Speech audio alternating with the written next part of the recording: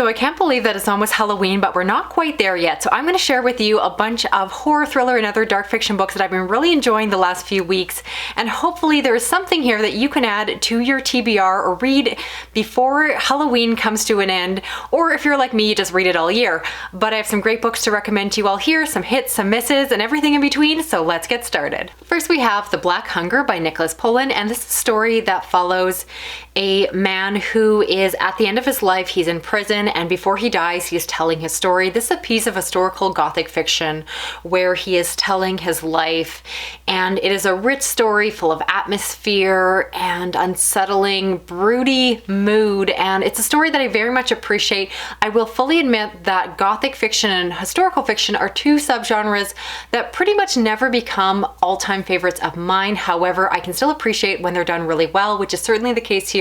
I found the writing or prose to be very rich and lush, and I loved reading about this world past through the eyes of this man who is again really at this endpoint. And so looking back and really recounting everything that's come before, it's one that you want to experience for yourself. I really enjoyed it, despite the fact that it's not the kind of thing that normally would capture my attention. I really see that it has an audience. I think a lot of you will enjoy this one, and it's definitely the right season for these more gothic-y stories. It's a kind you want to read around a fireplace and just get all warm and cozy as you read the story of dread. So recommend it to the right audience. Next we have Where the Dead Brides Gather by Nuzo Onoh.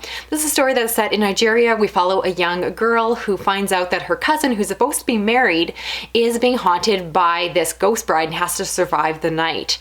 And that's a basic setup for this one. It is a story that involves obviously a ghost, but also has a possession angle to it. And I love the fact that it is set in Nigeria. It's a part of the world that I don't know as much about, and I always am looking for horror stories that have that different perspective.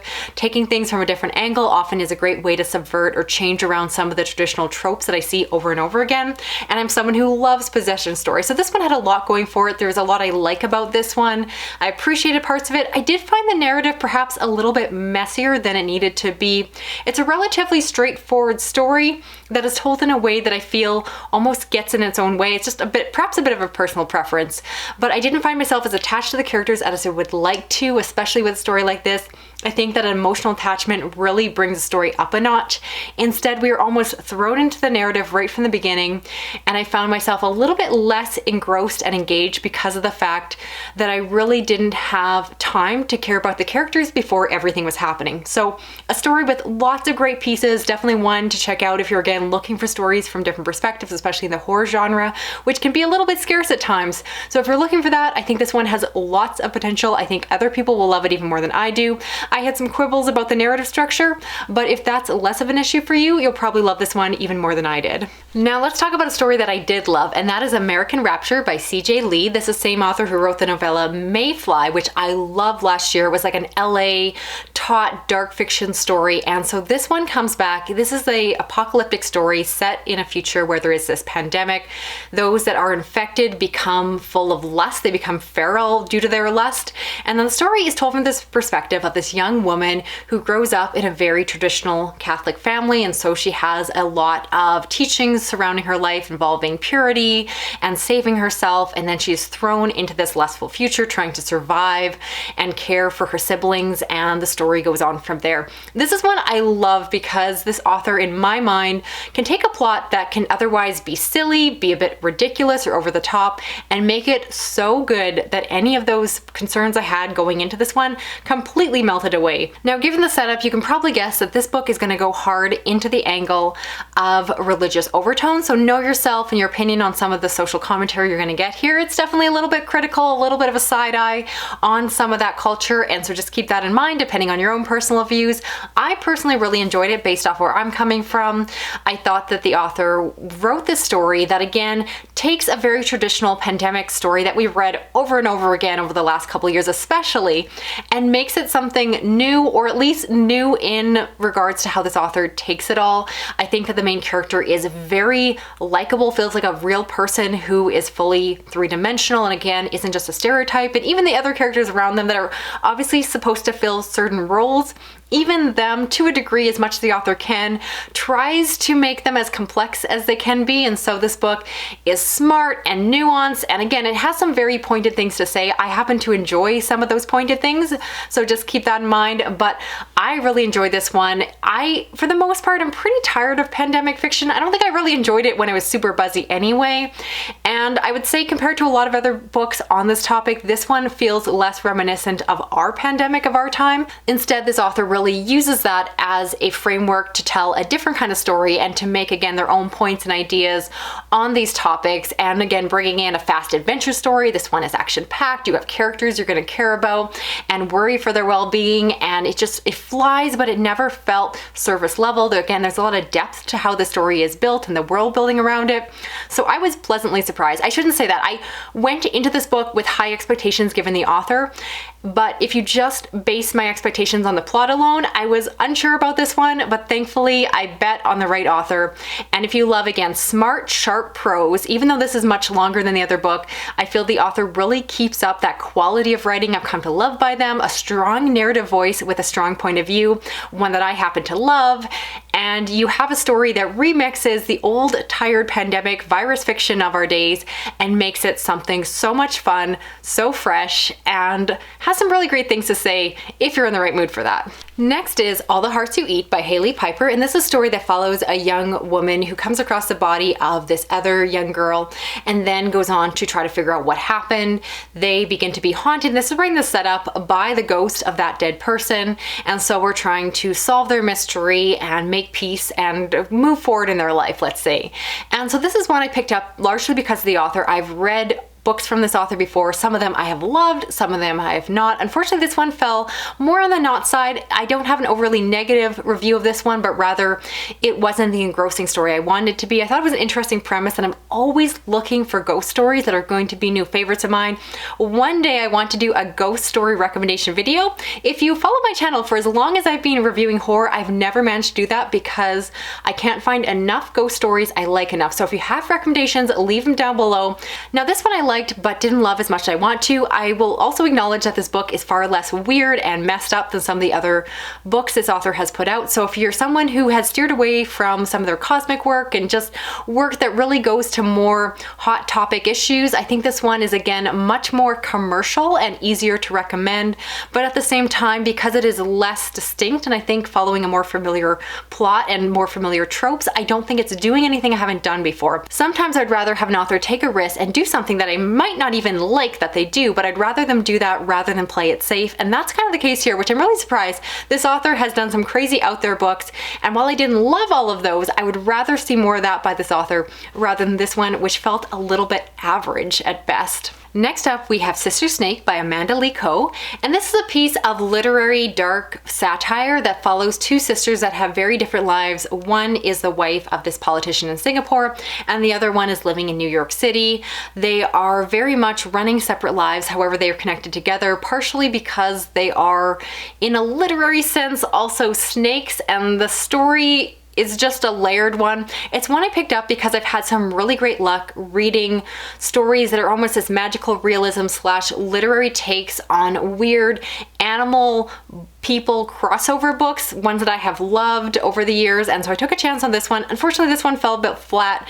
I wanted it to be darker and more cutting, and instead it was a lot lighter than I expected to be given the premise.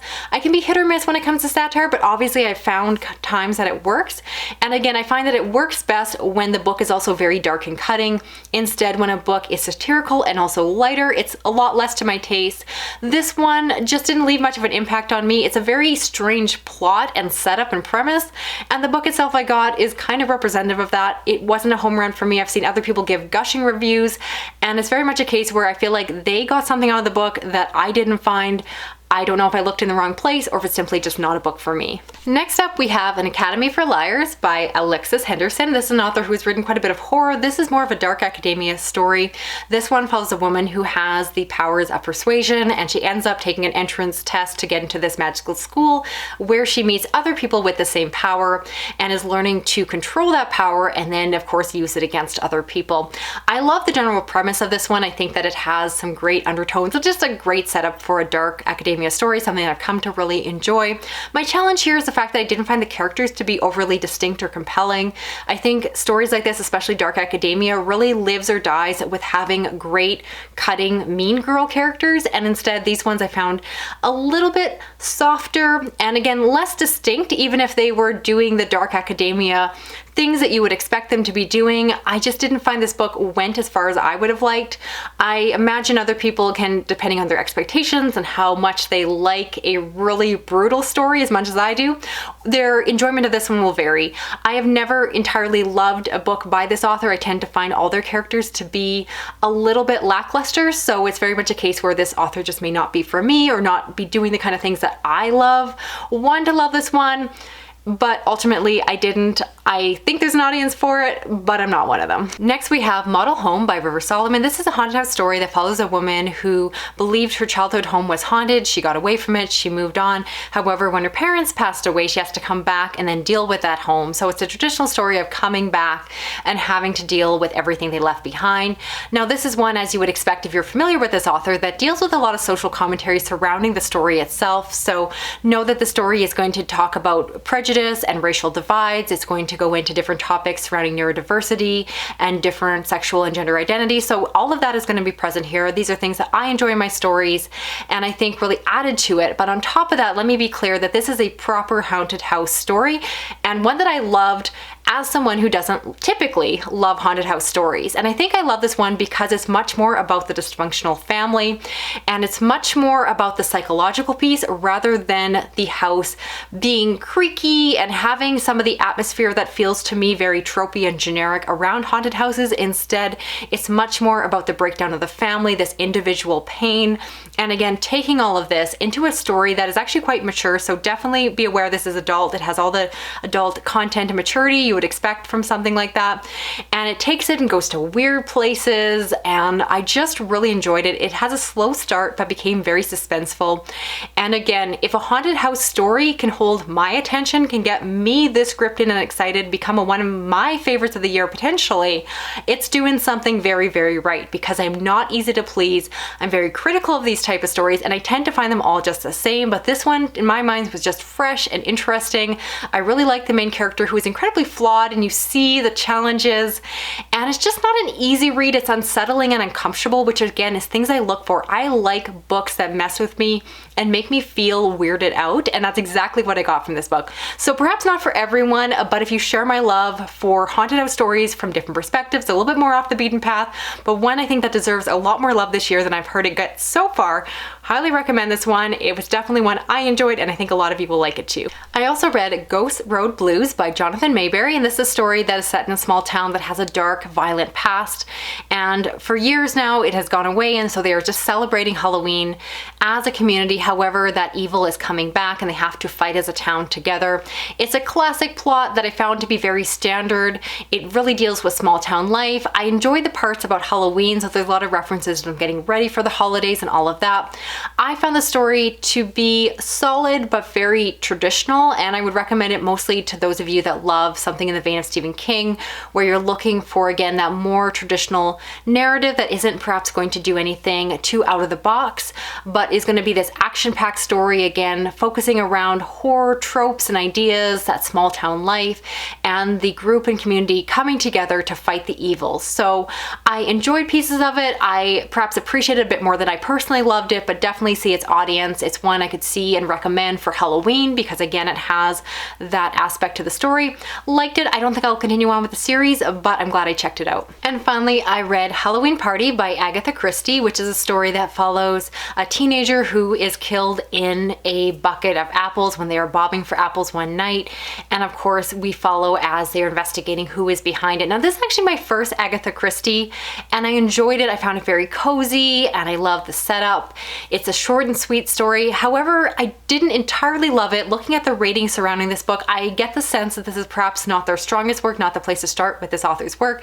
So I very much plan to continue on with some of her best books. So let me know if I should go with the Orient Express or And Then There Were None, because I really need to dip my feet properly into this author's mystery work, because I know that she is so popular, she is so beloved, and I know I'm going to love her work once I do a deep dive.